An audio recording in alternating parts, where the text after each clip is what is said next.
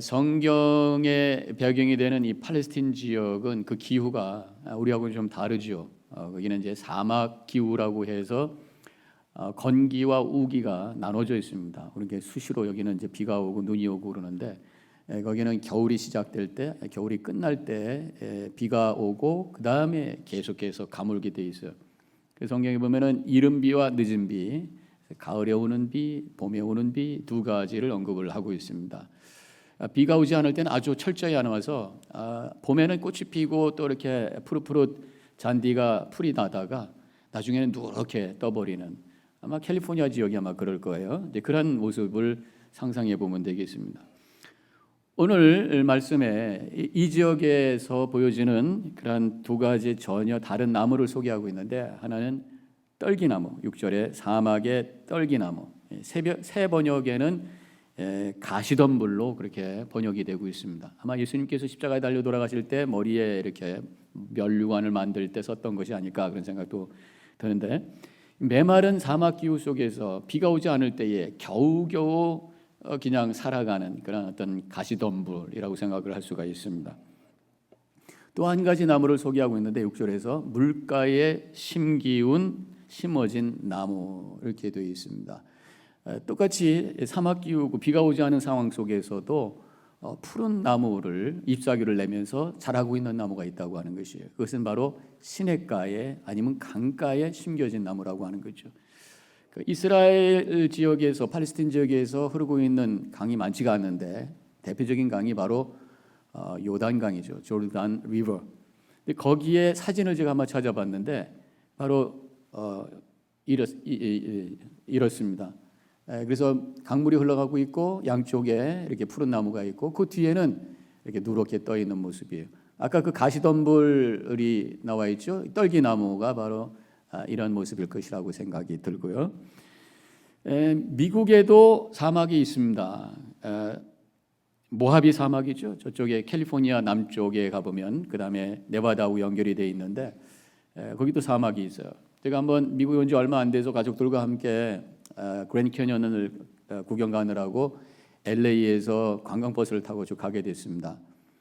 가다가 이제 사막이라고 해서 모하비 사막이라고 해서 중간에 휴게소가 있어서 내렸는데 얼마나 뜨겁고 더운지 생전 경험해 보지 못했던 그러한 더위였어요.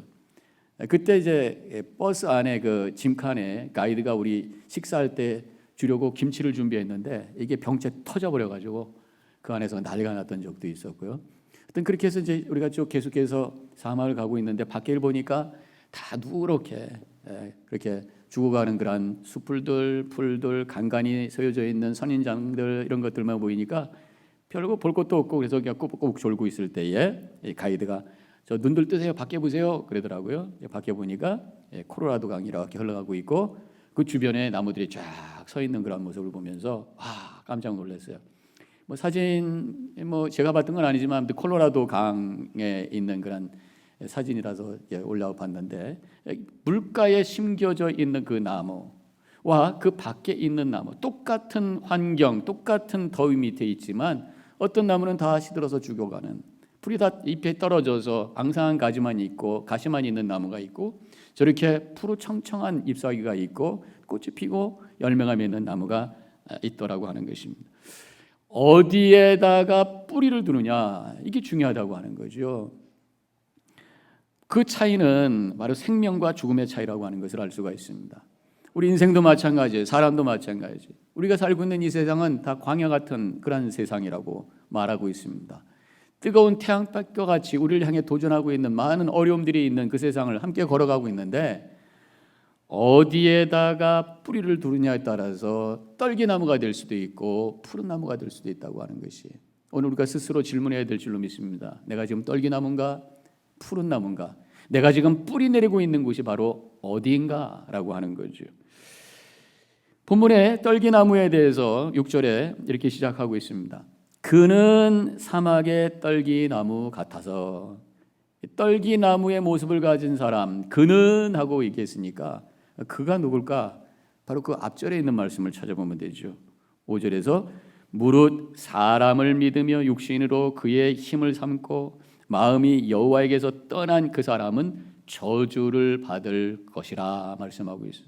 하나님을 떠나서 사람을 쫓아다니고 사람을 붙들고 사람을 믿고 세상 꽃 쫓아다니는 그런 사람의 결국은 떨기나무와 같다, 그런 말씀입니다. 이 떨기나무라고 하는 것이 성경에 우리가 기억나는 것은 시내산에서 모세가 하나님을 만날 때 떨기나무에서 불이 나면서 하나님의 음성이 들렸던 적이 있죠. 근데 그 떨기나무와 여기서 나오는 떨기나무는 다르다고 성경학자들이 얘기를 하고 있습니다. 이 예레미야에서 얘기하고 있는 이 떨기나무는 별명이 있대요. 소돔의 사과라고 해서, 소돔은 망한 도시잖아요. 그래서 아주 저주의 의미가 있다고 하는 거죠. 사과 열매가 사과 같이는 생겼는데 실제로 따보면 그 안에 흰 줄과 같이 먹을 수 있는 그런 과일이 아니라고 하는 것이, 열매도 열매지만 사막에서 자라기 때문에 잎이 없고 또 구부러져 있기 때문에 모양도 없고 또 제목으로도 쓸 수도 없고 잎이 없다 보니까 그늘도 없어서 쉴 수도 없고 아무 쓸데도 없는 그러한 존재가 바로 이 떨기나무라고 하는 것이, 우리 인생의 불행이라고 하는 것은 바로 그 인생이 아무런 쓸모가 없을 때, 수십 년 살아도 그저 먹다가 사라지는 인생이 됐을 때 그것처럼 불행한 존재가 없다고 하는 것입니다. 그게 떨기나무의 모습이라고 하는 것이, 하나님께서 이 세상에 우리를 보낸 것은 목적을 갖고 이 세상에서 뭔가 영향력을 끼쳐내는, 거룩한 영향력을 끼치기를 원하시는데, 그렇지 않다면 그것은 불행한 모습이라고 하는 것입니다. 돈을 많이 번다고 해서만 거룩한 영향력이 아니죠. 내가 어렵다고 문제가 있다고 해서 그럼 나는 영향력을 끼치지 못하는 가치 없는 존재냐? 그것도 아니란 말이에요. 오히려 어려울 때의 문제 속에서 변함없이 주님의 능력과 생명의 능력을 가지고 그것을 이겨내는 생명의 능력을 보일 때에 다른 사람들에게 그리스도를 증거하고 복음이 무엇인지를 보여줄 수 있는 삶을 산다면 그만큼 거룩한 영향력이 어디겠느냐라고 하는 것이죠. 오늘 본문의 내용은요, 남유다가 북에서 지금 내려오고 있는 바벨론의 위협 속에 있었어요. 그때에 그 위협을 느낀 왕이 남쪽에 있는 애굽의 힘을 빌려서 어떻게 해보려고 막 정치적인 노력을 하고 있을 때 이사야는 그게 아니라는 거죠. 하나님께 가서 하나님의 능력을 구하고 하나님께 의지해야 되는데 왜 너는 사람에게 의지하고 지금 세상의 힘에 의지하느냐? 너 그렇게 되다가 떨기나무가 된다. 그런 말씀을 하고 있는 것이 오늘 본문의 내용인 것입니다. 하나님께서는 이스라엘 백성들을 제사장 나라로 이방의 빛으로 부르셔서 거룩한 영향력을 끼치고 생명을 불어넣는 일에 쓰시기를 원하셨는데, 이렇게 애굽을 쫓아다니고 세상의 힘을 쫓아다니다가 결국은 무너지게 되고 나라가 망하게 되고 왕은 잡혀가게 되고, 그래서 아무런 가치가 없는 떨기나무와 같은 존재로 전락된 것이 바로 이스라엘의 역사 속에서 우리가 볼 수 있는 내용이라고 하는 것입니다. 세상의 힘이라는 게 그래요. 사람이라는 게 그렇단 말이죠. 지금 나하고 함께 있기 때문에 그것이 나에게 힘이 되고 위로가 되는 것 같지만 세상 것은 언제든지 나를 떠날 수 있어. 언제든지 나를 배반할 수 있는 것이 세상의 것이라고 하는 것입니다. 세상의 힘을 한순간에 누리다가도 결국 마지막에 초라하게 인생을 마친 사람들이 얼마나 많습니까? 제가 어제 토요일 날 새벽에 히틀러와 나폴레옹 얘기를 하면서 그들의 마지막이 얼마나 비참했는가 말씀을 드렸잖아요. 세상 것은 가진 것 같지만 결국은 어느 순간에 사라져버리고 그것을 위해서 온통 인생을 썼지만 나중에 헛수고가 될 수 있는 것이 세상의 것이라고 하는 것이. 그래서 우리는 영원한 것을 추구하고 영원한 것을 잡는 것, 이것이 믿음이고 그것이 바로 우리가 주님을 섬기는 이유라고 하는 거죠. 오늘 본문에 보니까 재미난 표현이 나오는데 자고새에 대한 얘기가 나오고 있어요. 11절에 이렇게 쓰여져 있습니다. 불의로 치부하는 자는 자고새가 낳지 아니한 알을 품은 같아서 그의 중년에 그것이 떠나겠고 마침내 어리석은 자가 되리라. 자고새는 자기가 알을 낳고 부화하는 것이 아니라 남의 둥지에 가가지고 거기에 있는 알을 부화해 주는 그러한 일을 하는 거예요. 그래서 그 어떤 모습일까 봐서 제가 인터넷에서 찾아봤더니 이런 모습이 바로 이 자고새예요. 열심히 품습니다. 밥도 안 먹고 알을 품습니다. 그리고 이제 부화가 돼서 새끼가 나오면 또 그 열심히 갖다 먹이겠죠. 그러다 크면은 훌쩍 그냥 자기 엄마한테 가버리고 마는, 애썼지만 아무것도 아닌 그런 인생이 바로 자고세의 인생이라고 하는, 자고세와 같은 인생이라고 하는 것입니다. 한국의 뱁새라고 하는 것이 비슷하더라고요. 이 뻐꾸기가 자기 새끼를 키우는데 이 뱁새를 이용해서 키운다는 것이에요. 이 뱁새가 조그만 새인데 알을 한 5개 정도는 안 돼요. 그럼 뻐꾸기가 가가지고 한 알은 맛있게 잡수시고 자기 알을 거기다가 집어넣는 거예요. 낳는 거예요. 그럼 뱁새가 5개가 있었으니까 와보니까 5개. 근데 하나는 좀 커요. 근데 얘가 왜 좀 컸지? 그러면서도 그냥 모르고 계속 품는 거예요. 품으면 시간이 돼서 부화가 돼서 나오는데 뻐꾸기가 훨씬 크기 때문에 이 등치가 커가지고 조그만 둥지에서 5마리가 살 수가 없어요. 그러니까 뻐꾸기 새끼가 나머지 4마리를 다 발로 차가지고 쫓아내서 죽입니다. 그리고 혼자서 떡 앉아가지고 이제 뱁새가 갖다 주는 먹이를 먹으면서 성장을 하는 거예요. 사진에 여러분 이렇게 성장을 해가지고 엄마보다 훨씬 커지. 그래서 저거를 위해서 크게 품고 먹이고 했는데 나중에 이게 뻐꾸기가 돼가지고 떠나가 버리는 거죠. 자기 새끼도 다 죽고 허무한 거죠. 허비한 거죠. 이것이 바로 세상을 쫓아다니는 자의 모습인 것을 오늘 성경을 통해서 말씀하고 있습니다. 이 떨기나무 이렇게 볼품이 없고 쓸모없는 존재, 게다가 거기에 가시가 있어서 찌르기까지 한다고요. 그래서 가까이 있으면은 찔러서 불편하게 만드는 것이 바로 이 떨기나무예요. 상처를 주는 존재라고 하는 것입니다. 사람을 의지하고 사람을 붙들고 살아갈 때에 결국 상처를 주고 받는 그런 어떤 경험을 하게 되는 것입니다. 사람을 우리가 서로 사랑해야 되는 거예요. 그런데 너무 기대하다 보니까 집착이 돼요. 집착은 결국 상처를 줍니다. 자식에 대한 기대가 너무 심해지면 집착이 됩니다. 그래서 내가 원하는 이런 아이로 만들어야 되겠다는 생각이 너무 강하다 보면은 애를 막 컨트롤하게 되고 막 꽉 붙들게 되고 그 아이는 숨이 막히고 나중에 찔리게 되고 그러면서 그 성격이 왜곡되고 뭐 그런 문제가 생길 수가 있는 거예요. 또 이성 교제를 하는 그 젊은 사람들이 이성과 교제할 때에 이 사랑이 도가 넘으면은 집착이 됩니다. 그래서 떠날까봐 이 사람을 붙들기 위해서 막 하다가 보면은 나중에는 막 감금도 하고 납치도 하고 막 폭력을 행사하고 그런 문제들이 생긴다는 그런 얘기들이 가끔 나오고 있잖아요. 그런 분들을 보면은요, 이 사랑의 결핍 때문에 누군가가 내가 사랑하는 사람이 생기면은 이거 놓칠까봐, 또 부모가 헤어져 가지고 그 헤어짐의 경험이 있는 사람은 또 나도 헤어질까봐 그냥 집착하고 붙들고 하면 할수록 상대방은 도망가려고 하고 그래서 더 붙들려고 하고 그게 안 되면 나중에 억지로 하게 되고 그래서 폭력이 나오고 그러면서 큰 범죄를 저지르는 그런 경우도 생기게 된다는 거죠. 사람을 의지하고 사람을 붙들려고 할 때에 찔르고 찔림당하는 그런 고통을 경험하게 된다는 것입니다. 그래서 사람과 사람 사이에는 적당한 간격이 있어야 돼. 그 사람을 있는 그대로 받아주면서 함께 춤출 수 있는 헨리 나우엔이 얘기했던 것처럼 함께 자기를 표현할 수 있는 공간이 있을 때 거기에 진정한 사랑이 만들어지고 거기에 진정한 관계가 생긴다는 거죠. 근데 그런 여유로운 마음이 어디서 나오는가? 내 마음에 이미 사랑이 충만해야 돼요. 하나님의 사랑으로 내 마음이 채워졌을 때에 다른 사람을 있는 모습 그대로 받아들일 수 있고 거기서 좋은 관계와 좋은 가족과 좋은 부부 관계가 만들어지게 된다고 하는 말씀이죠. 자, 그 다음에 오늘 본문에 이제 물가에 심어진 나무에 대한 말씀이 나옵니다. 날씨와 관계없이 아무리 가물어도 늘 푸른 잎과 아름다운 꽃과 열매를 맺는 나무가 있다고 하는 것이 생명력 충만한 모습, 가치 있는 나무의 모습을 여기서 보게 됩니다. 그것은 그 이유는 뭔가 아까도 말씀드렸던 것처럼 물가에 뿌리를 내렸기 때문이라고 봐요. 8절에 이렇게 쓰여져 있어요. 그는 물가에 심어진 나무가 그 뿌리를 강변에 뻗치고 더위가 올지라도 두려워하지 아니하며 그 잎이 청청하며 가무는 해에도 걱정이 없고 결실이 그치지 아니함 같으리라. 이 푸른 나무, 근데 그 앞에서 그는 이렇게 말씀했으니까 그러면 어떤 사람이 이런 푸른 나무 물가에 심겨진 아무리 가물어도 푸르청청한 잎사귀를 내면서 꽃을 피면서 열매를 맺을 수 있는 나무가 될 것인가? 그 앞절을 보면 되겠죠. 7절에 이렇게 쓰여져 있습니다.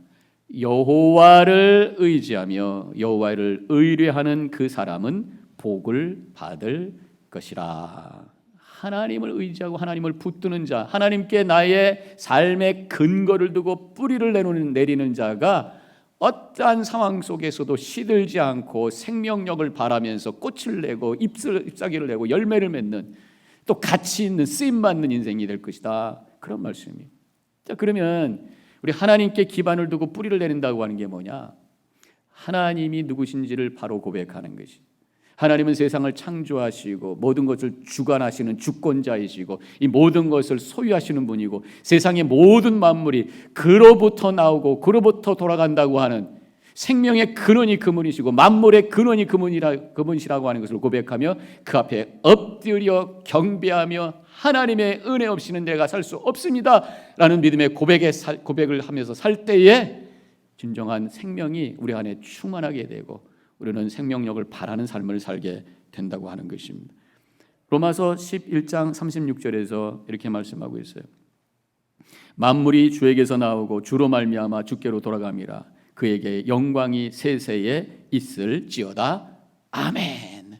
모든 것이 하나님으로부터 나오고 하나님께로 돌아갑니다. 당신은 모든 것의 근원입니다 라는 고백 속에서 아멘 하면서 하나님께 영광 돌리는 믿음의 고백을 여기서 하고 있는 것을 보게 됩니다. 바로 이러한 고백이 올 때에 우리 마음속에 생기는 게 뭐예요? 감사죠. 내가 지금 존재하는 것, 내가 가진 것, 그것이 많고 적던 간에 행여나 또 이럴 때도 하나님께서 주신 것이고 하나님께서 가져가신 것이고 이 모든 것이 하나님 것입니다라고 하는 믿음의 고백할 때에 하나님 감사합니다라는 고백 속에 살게 되는 것이에요. 전 그래서요, 내 안에 하나님의 생명이 있는가, 내가 하나님께 뿌리를 하나님께 내리고 있는가를 확인하는 방법, 그것은 바로 내 마음에 감사가 있는가, 범사에 감사가 있는가. 좋을 때는 좋을 때대로 감사해야죠. 믿음이 없는 사람은요, 좋은 일이 생겨도 감사하긴 한데 어디다 감사해야 될지 모르고요, 그냥 자기가 잘한 줄 알고 교만해지는 것이에요. 그러나 하나님을 믿는 사람들은 하나님의 은혜입니다, 할렐루야 하면서 그 앞에 엎드려 겸손히 주님을 높이게 됩니다. 하나님을 고백하는 사람은요, 어려움 속에서도 하나님의 은혜를 고백하는 것이, 죽음 앞에서도 하나님의 은혜를 고백하며 예배할 수 있는 것입니다. 우리가 장례 예배를 드리잖아요. 실패 속에서도 패배 속에서도 하나님의 은혜를 고백해요. 제가 한번 말씀을 드렸잖아요. 그래서 제가 이 폐업 예배에 한번 참석했던 적이 있다고.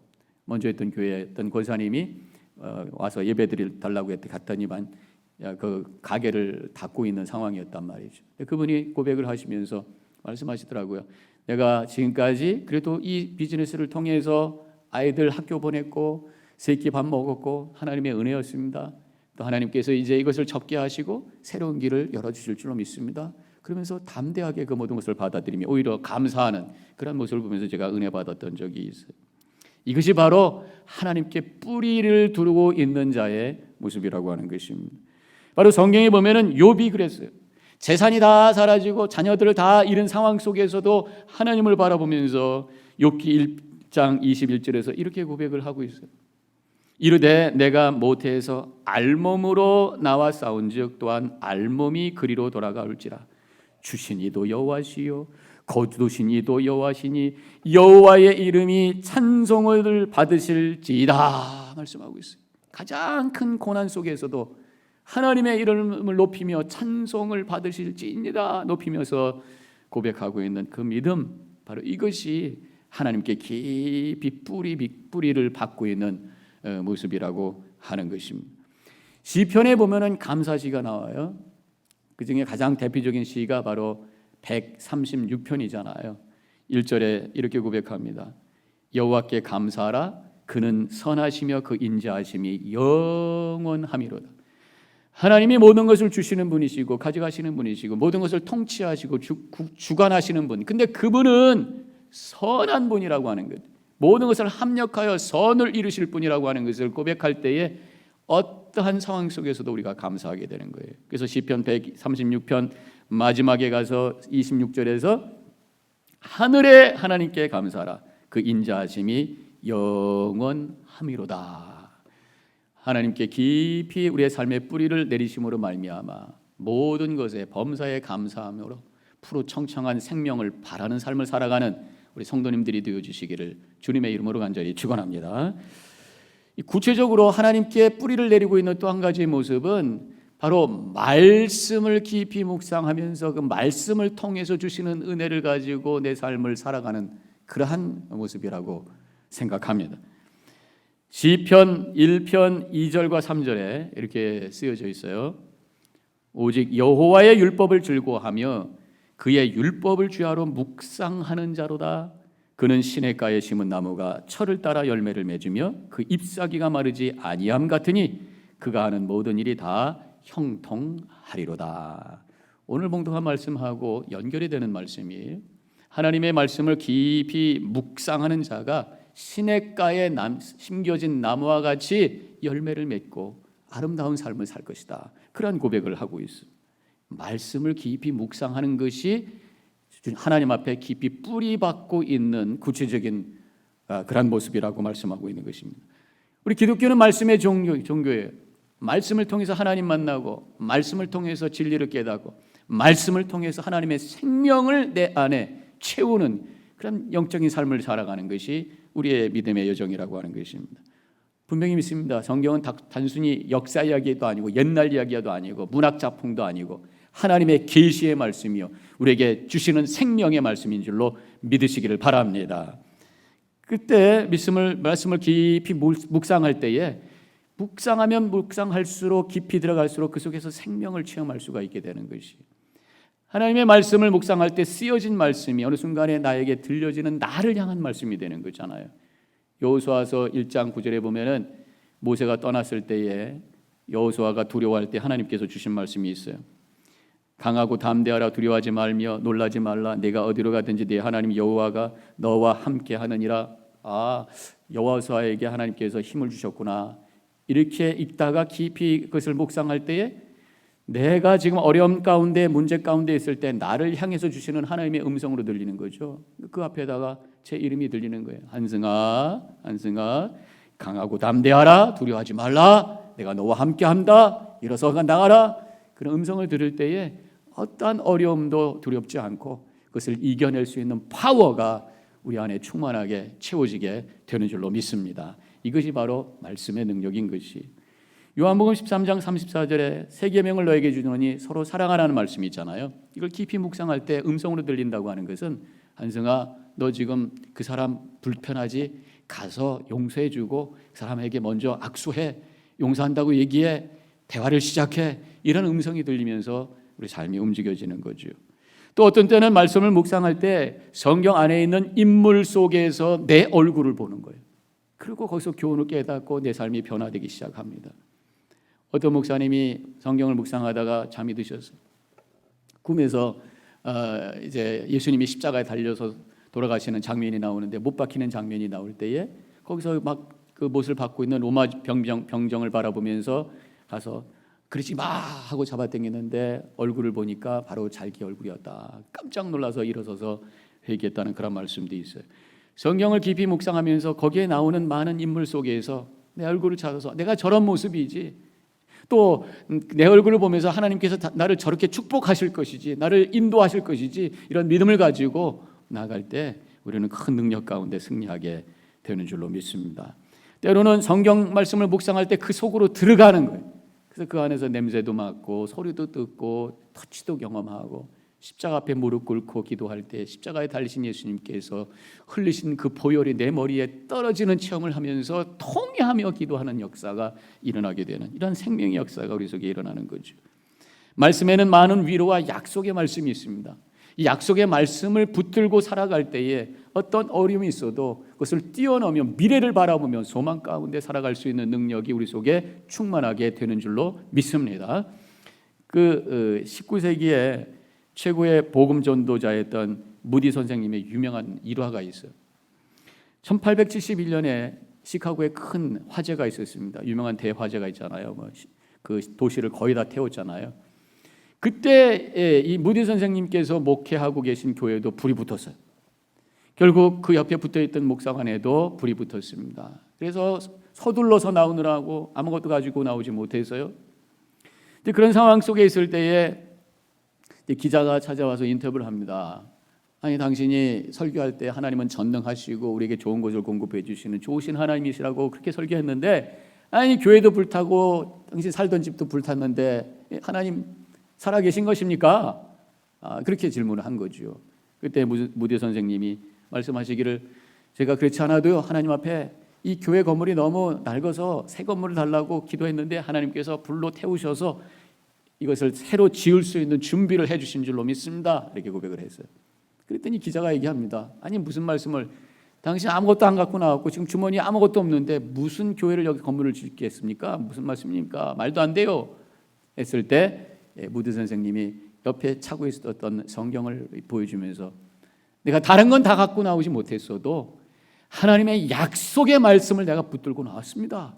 이 약속의 말씀을 붙들고 하나님께서 분명히 이곳에 세워주시고 나를 인도하실 것을 믿고 나갑니다. 이렇게 고백을 했어요. 그리고 나서 영국에 가서 말씀을 전하기 시작하면서 부흥의 역사를 일으키시고, 그래서 많은 성도들이 그 불타서 없어진 교회의 얘기를 듣고 헌금하기 시작을 하면서 결국 그 자리에다가 멋진 교회를 봉헌해서 하나님께 영광 돌렸다는 그러한 일화가 있습니다. 하나님의 말씀은 바로 우리에게 약속의 말씀인 줄로 믿습니다. 말씀을 깊이 묵상할 때 거기서 하나님의 능력이 오고 회개의 역사가 흐르고 회개의 눈물이 터지고 약속의 말씀을 붙들고 소망을 가지고 미래를 향해 나갈 때에 광야와 같이 우리에게 뜨거운 태양빛이 내리쬐는 그런 상황 속에서도 넘어지지 아니하고 시들지 아니하고 청청한 나무와 같이 생명을 바라면서 살아가는 복된 삶을 살게 될 줄로 믿습니다. 우리 자신에게 스스로 한번 질문해 보세요. 내가 지금 떨기나무인가 아니면 푸른 나무인가? 내 뿌리가 세상에 사람에게 지금 연결되어 있는가? 아니면 계속해서 흘러오는 생수 하나님에게 말씀에 그 뿌리가 깊이 박혀 있는가? 하나님의 말씀, 하나님께 나의 존재 뿌리를 깊이 내리셔서 주시는 생명의 능력 가지고 어떠한 상황 속에서도 흔들림이 없이 생명을 바라며 하나님의 영광 돌리며 쓰임받는 복된 삶을 살아가는 우리 모든 성도님들이 되어주시기를 주님의 이름으로 간절히 축원합니다. 기도하십시다.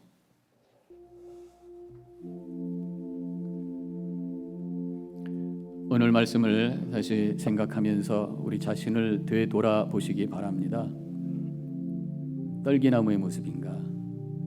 푸른 나무의 모습인가? 내 삶의 터전이 그저 돈과 사람인가? 진정으로 하나님 또 그 말씀인가? 눈에 보이는 것이 다가 아닌 줄로 믿습니다.